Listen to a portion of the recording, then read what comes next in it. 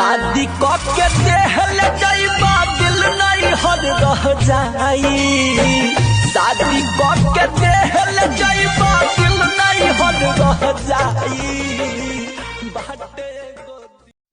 पैदल आवत रहीस मोटरसाइकिल का भइल? मामा ले गइलहन। मामा ले गइलहन? झूठ बोल बे। नेहवा के भाई चिन ले बा।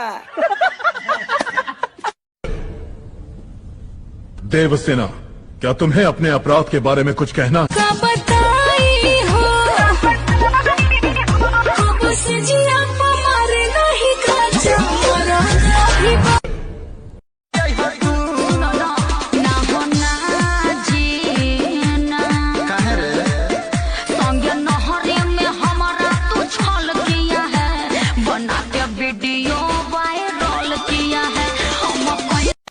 नहीं खे सुना काम पर नहीं खे जाएगे। काहे ऐसे बोले लू? तकेंगा बोली पति का मानदान और सेवा करोगी ना तो स्वर्ग में जाओगी।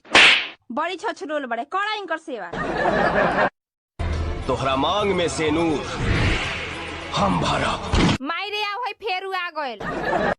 तोहरा शादी के देहल जाइबा दिल नहीं हर रह जाई। शादी के देहल जाइबा दिल नहीं हर रह जाई। हमें क्या डराएगा मौत का मंजर। रूह कांप उठती है जब हम दहाड़ देते हैं। तेरे जैसे भड़ुओं की क्या औकात। हम खेल खेल में भी शेरों के जबड़े फाड़ देते हैं। कैसे दिखाऊं कैसे बताऊं कि मैं कैसे जीता हूँ।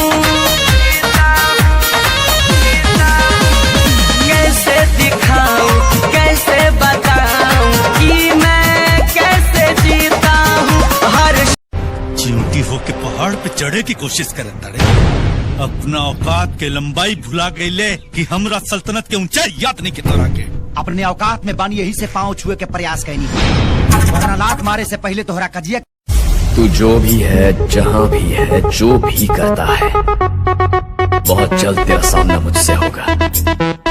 और जिस दिन ऐसा होगा तब याद रखना कि उस दिन तेरा श्राप मैं अपने हाथ